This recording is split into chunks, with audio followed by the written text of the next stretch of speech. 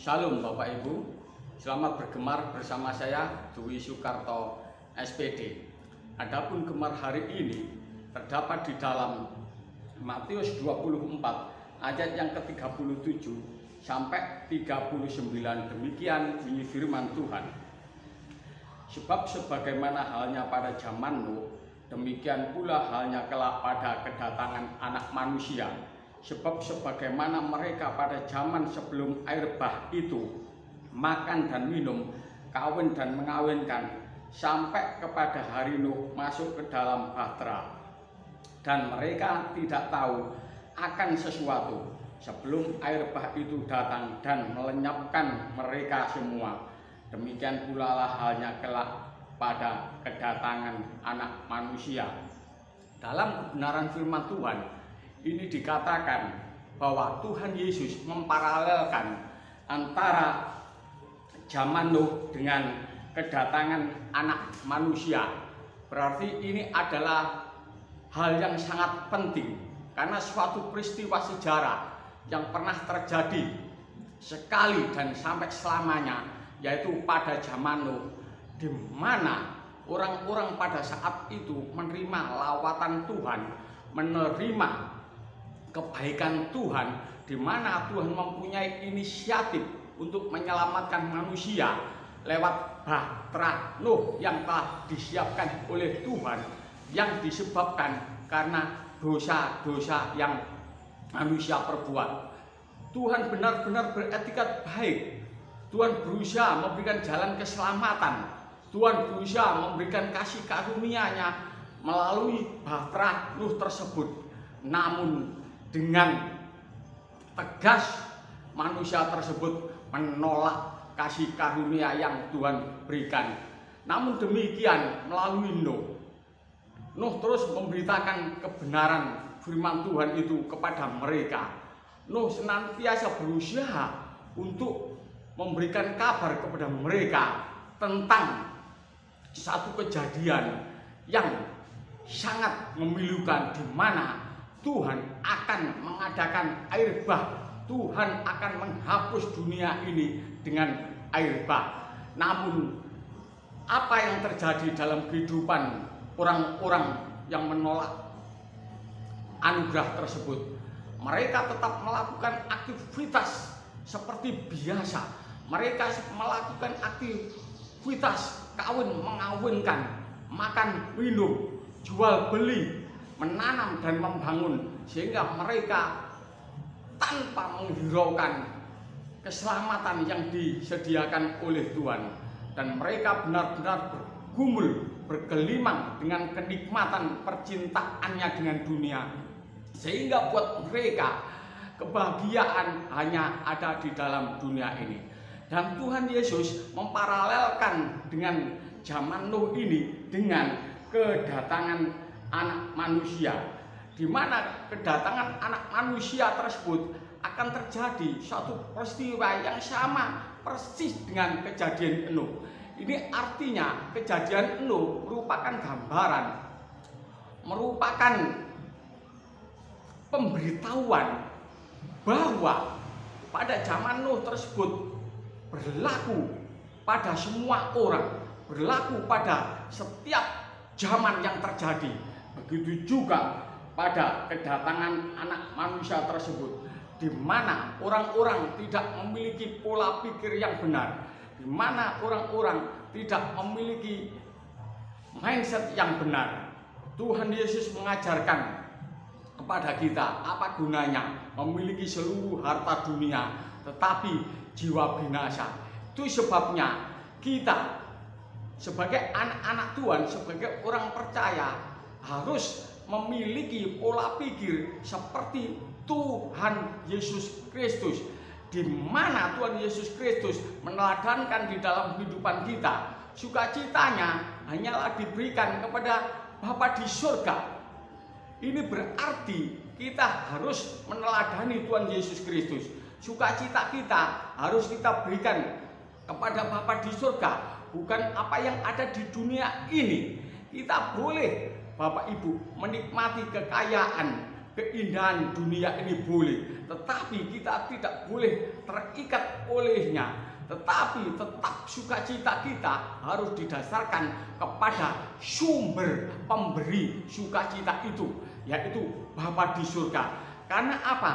Seluruh dunia dan keindahannya ini memang diciptakan oleh Bapa untuk memenuhi kebutuhan manusia, sehingga manusia oleh segala sesuatu yang ada di dunia ini, dengan segala keberadaan dunia ini, manusia bisa memaksimalkan hidupnya untuk kemuliaan Bapa.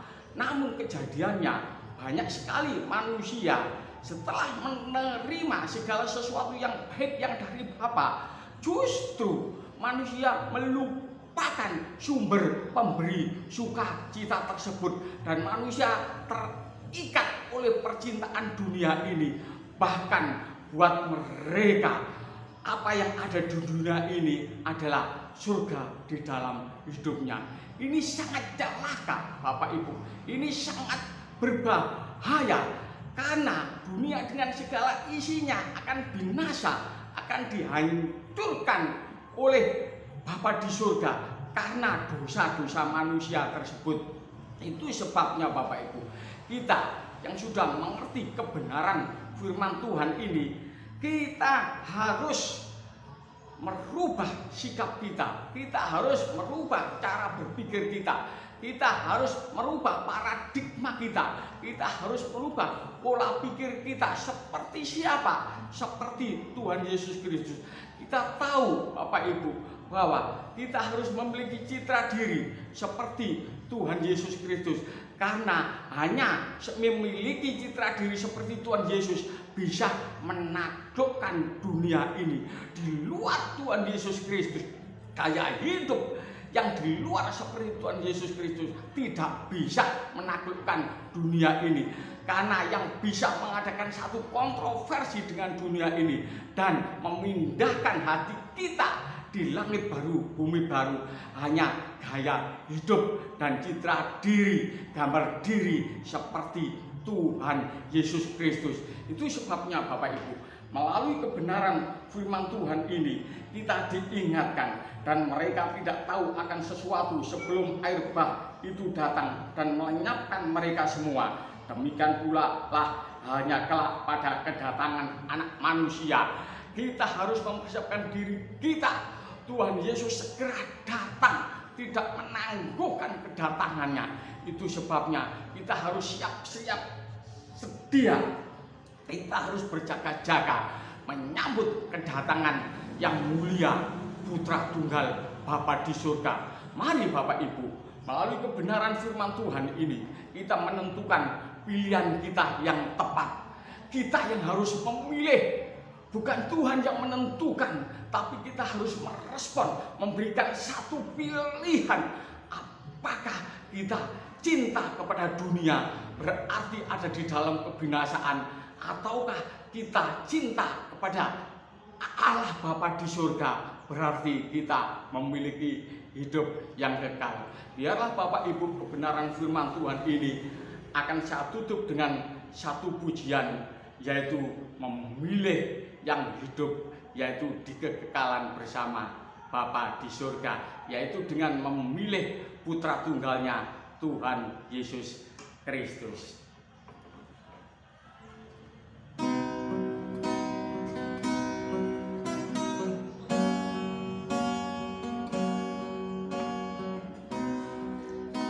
Aku memilihmu Tuhan,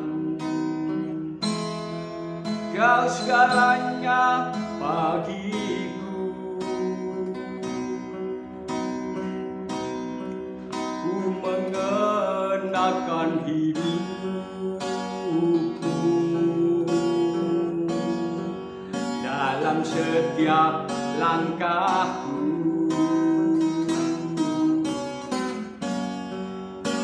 Diriku telah Kau beli dengan darah yang suci.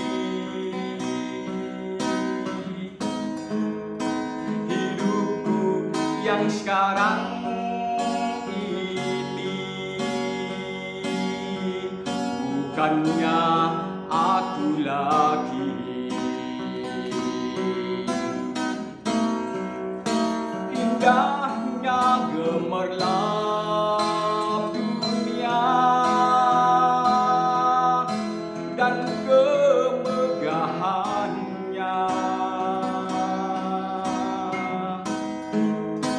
rela ku tinggalkan dan aku lepaskan, tak ku ingini lagi. Kini mataku memandang Tuhan Yesus kan datang. Langit dan bumi yang baru, kerinduan hatiku.